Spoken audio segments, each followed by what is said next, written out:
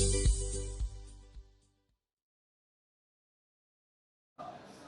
name's Sam McNeil. I'm moderating this stage today. I'm excited to be here. Before we hear from Simona, a couple of things around, mostly just about interacting or asking questions. We're going to pop up a QR code for Lisa here on the screen. Basically, you can take a photo of it, or you can go to glsr.live/ETL21.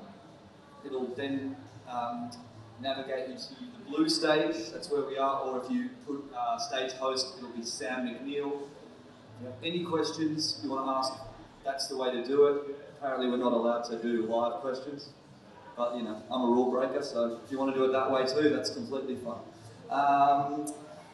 Apart from that, let's get into this. First session of the day, multilingual hybrid events, all you need to know to connect your multilingual audiences. I'm going to attempt to get this right. Here we go. Presented by, from Simona, Andrijauskaite. How's that? All right. Thanks. Hi all. Great to be here physically. Good to see real faces. If you cannot hear me super well, feel free to put the headphones on. You can find them on your seats if you're physically here. Hello to everybody connecting online. We have a hybrid meeting this time, and I'm really happy to be part of this. So today's topic is about multilingual hybrid events. And this is for some of you who have been organizing multilingual events in the past. Things changed quite much, right? Like we used to do mostly on-site rentals. Now things are different. So we'll cover some tips and tricks how to do it in the best possible way. And for those of you who are just considering about multilingual events, we'll talk about why and if it makes sense to do it for you and where to start. So, little background, where is this topic coming from and where all the competence comes from. I'm a co-founder at Interactio. It's a multilingual remote meetings platform. We are on a mission to make sure that every person in the world can converse in their own language. We're not alone. You can absolutely Google and look for other platforms for doing similar things, but I'm really willing to share with you what worked to us and for our clients in the past. For you to understand, we are currently covering around 2,000 meetings, multilingual meetings per month. So we have companies like corporates, but also professional event organizers, innovative events, meetings, one-on-one. You can make all of those in multiple languages. And now it's easier than ever before. So we'll talk a little bit about why it makes sense to have multilingual event in general, how to convince your budget decision makers that it is the best investment. We'll talk about your options for multilingual meetings, and those are on-site, online, but also hybrid, and also consecutive simultaneous whispering. We'll talk about RSI event tips. RSI is a new term that was not really there a few years ago. It means remote simultaneous interpretation. And you might see this phrase circling around because in the last year it became a big trend. So we'll go through it. I'll share with you what I saw the biggest companies in the world or our clients doing with RSI, what are the best setups, and we'll go through a couple of use cases. Web Summit, European Commission, how they implemented multilingual aspect of their events, what worked, and how did they actually do it. And then we can go through your questions if you have any. So it might seem, to start with why do you need a multilingual event, or if you need, it might seem obvious that the majority of the people speak English nowadays. However, when we look at the facts, 94% of the population does not speak English as their first language. What it means that you can understand only what you can understand, right?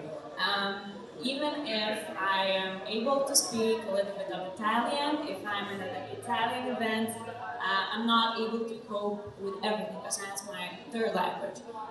When we talk about second language, some people are not fully inclusive, and that's a big topic. It became a big topic in the last decade. Even more, 75% of the global population does not speak English at all. And this is the part of your audience that are not in your events yet, who might be missing out, who might be not included, or might not even research on your organized event. Um, so this is like all the lost opportunity there. There was a very interesting research, and quite a few researchers actually lately, on multilingual churches, because they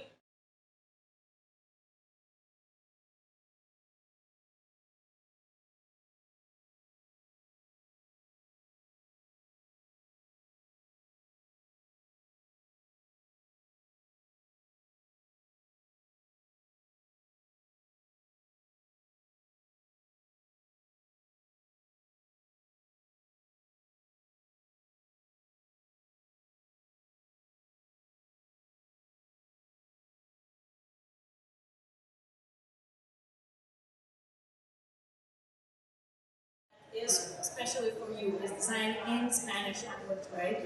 And that is not very inclusive, is it? You are hanging out with people who speak only your language, and you cannot really collaborate. Churches that tend to offer multilingual sermons, multilingual services, were noticed to have more inclusion, more cooperation, attend events more.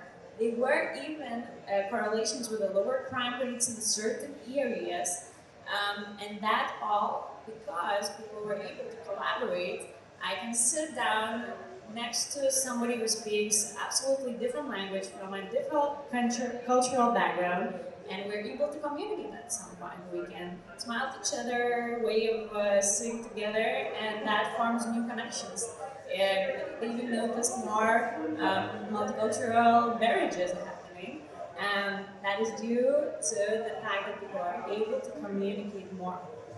This creates a feeling of belonging, and we talk a lot about including different genders, right? There's an agreement even in this event about females in tech events, right? We don't really talk that much about including the people who cannot communicate the same language as you. And in events, that's a very important aspect. And one of the examples we had personally was with TEDx events. We were their partners, still are for many years. And TEDx events are known to be held in one or two languages. So it's usually English. You can see so many TED Talks that are in English mostly. But also if they're held in some country, usually they include their own native speakers as well.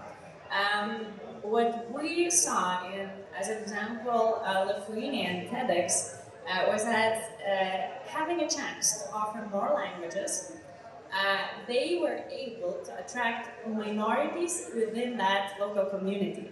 So in the past, they would offer only English and Lithuanian, and then they decided, wow, now we can give different languages, right? We can offer them translation. So they decided to offer this to Polish and Russian minorities because that takes quite a percentage in the Lithuanian country.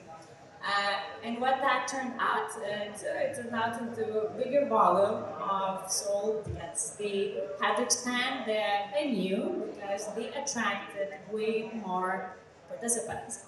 And that was a very visible, noticeable change that whenever you really send out the invitation, you say that we provide in this audience, in this event, you can actually hear the speech in your own native language. That is an open invitation. Like it sends a message that you care about them, you want them to be included. So TEDx's mission is to connect the dots, to send the message out, and it is a lot about the content that you receive, right? I personally have seen people in TEDx events who are teenagers, like 16-year-old kids, who are interested in certain physics or biology topics that are out there, And they can understand English, right? It's okay. But now they're able to understand every word of it, not every second or third word to grasp the meaning of it. So that was quite a big change.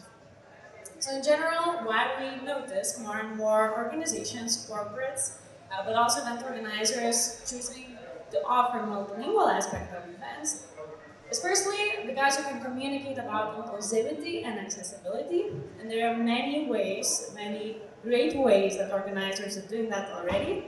This is one of them. One of the way to stand out, one of the way to be different. If you do a great communication campaign about this, people can hear that you're actually making your event open. More aha moments for those of you who has a goal to create better content.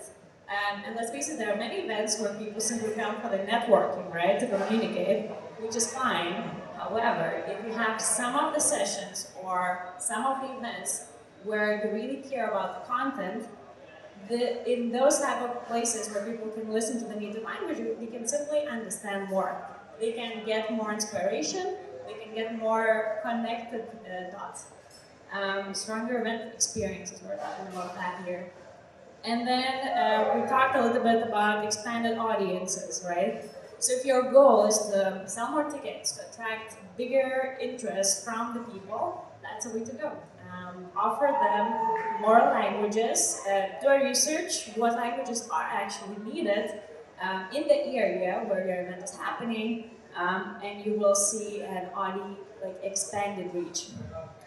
And the last point that we didn't really talk about much is that offering interpretation, offering multilingual context, you can have a larger variety of professionals and speakers. If I'm choosing only among the speakers who speak English, I have a pretty limited competence here, right? It's not necessarily that you interpret, you translate events for the audience, you can do that for the speakers, right? I could say much more, and there are many also studies that emphasize that when I speak my native language, I am able to express myself better. Emotion-wise, it would be stronger. My face expressions, gestures, my message in general becomes way more articulate. Because again, when I'm speaking a language that's not my native language, I can say only what I can say, right? Not necessarily what they want to express. And you can look it up. There are quite many reports right now. People are doing studies on this. So what are your options if you decide, okay, we have it, you convince your budget decision makers that multilingual events are the ones to go for. You can have on-site, hybrid, or online meetings. That's obvious.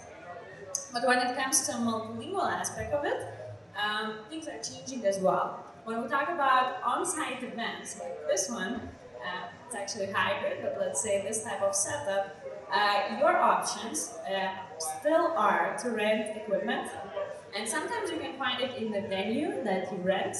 Venue providers, we just offer that. It may be complimentary. You can find rental companies who could do that for you. And then there are also remote multilingual solutions, remote simultaneous interpretation platforms, RSI platforms. There are quite a few. Interactive is just one of them. You can check it out. What it allows you to avoid the hardware. So attendees simply download the app, connect their headphones, click a play button, and they listen to the live translation that is done simultaneously via the interpreter. The person doing interpretation wouldn't have to be on site here with a hardware scenario, but they could be online, fully online, staying in any part of the world. You could also have a mixed solution here in a hybrid type of scenario. You could have some people using hardware, like receivers with the headphones, or some interpreters sitting here at the back of the audience. But you could also have their partners, other interpreters, or other attendees connected online by phone or via computer. Mostly all, I think almost all remote simultaneous interpretation platforms are offering integration options for your hybrid meetings now. And then you also have the online solution, When it comes to the online events, you even have more options than that. So there's audio streaming app, that's one. But you can also have integration to your Zoom, Microsoft Teams, or whatever other platform that adds the language option.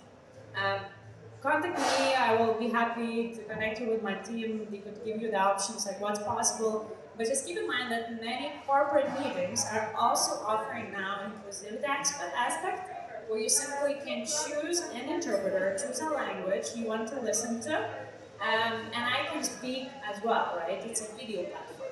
There are many standalone video platforms that allow you that option as well. Um, However, this is an investment piece. If you are organizing a shorter meeting and you really are talking about on-site event, it's also possible not to do simultaneous interpretation, but you can have consecutive. If that's an unfamiliar word, it would mean that while I speak, I say a sentence, there would be an interpreter next to me. He or she would translate what I just said, and then we continue like this. It's way cheaper. You don't need to deal with technology at all. It's just that in that case, the length of the meeting doubles, right? Or triples if you have three languages. However, if that's a short speech, like 10 minutes or so, it works, and people can still do that. In other cases where you have a special guest, like one or two people who don't understand the original content, and you don't want to have software or hardware options, it's also possible to use the whispering technique, where you have an interpreter who's sitting next to this person and simply whispering translation, like interpreting what the speaker is saying. It also does not require any technology, way easier, maybe not so convenient in some cases, but if you have one or two people and you don't want to invest in this at all, so those are the options.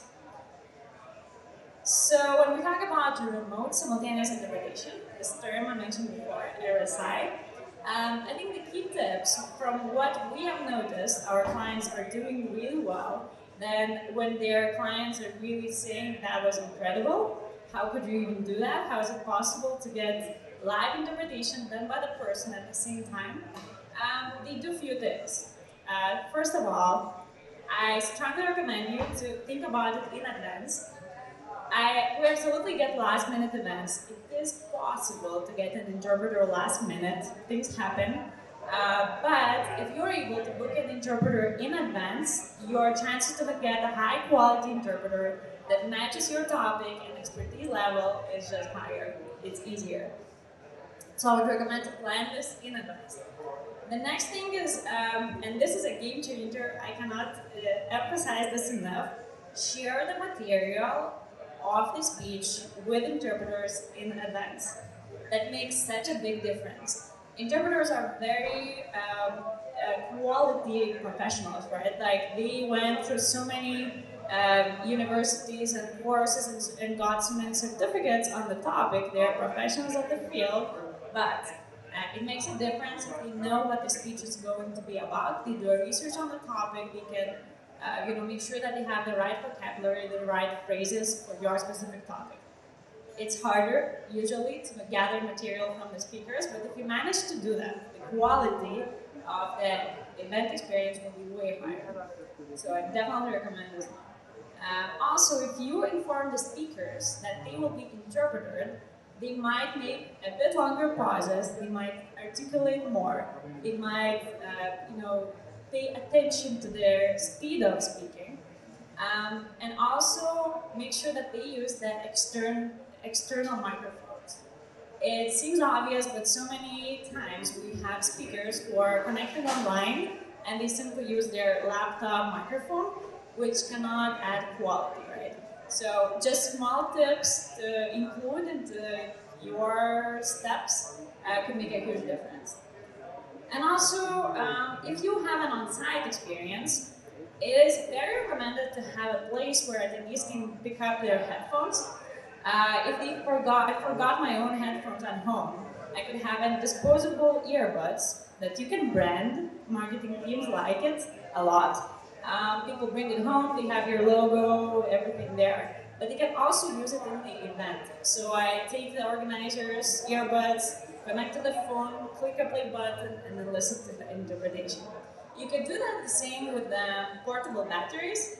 We have some clients who are using this and just including this into the goodie bag for the participants. One of our clients, Mary Kay Cosmetics Company, they even made a portable battery in the shape of a lipstick because they're a cosmetics company. It looks cool, it's entertaining, it's engaging. People bring it home, they love it, and it also matches the brand. Marketing team will thank you for this because they're usually looking for the ideas, right? Like how to engage people more. So some of the tips for you to note.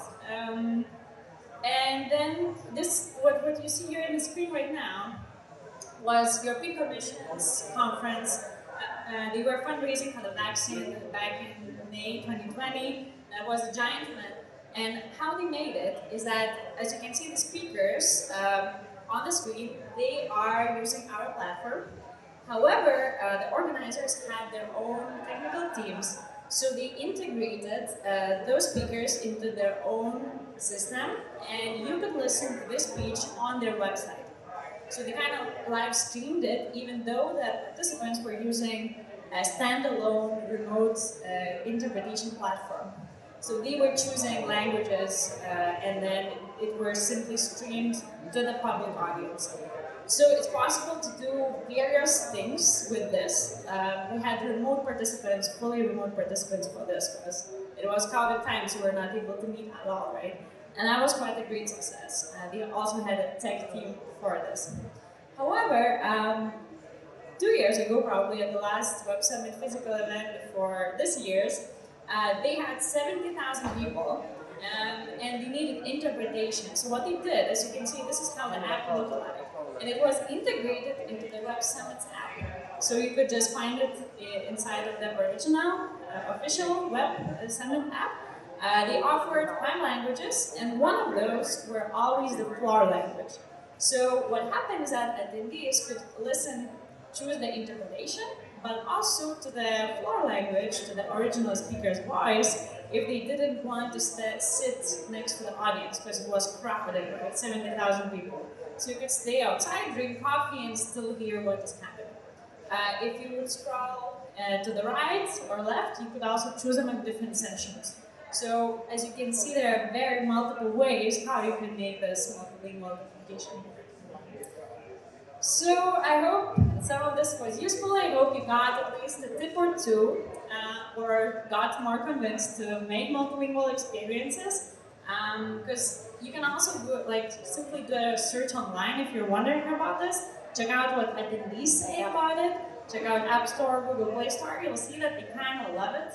That's one of the ways for you to increase the experience, to add inclusion, and make sure that your event is unforgettable for them. So thank you very much. Thank you. So a round of applause.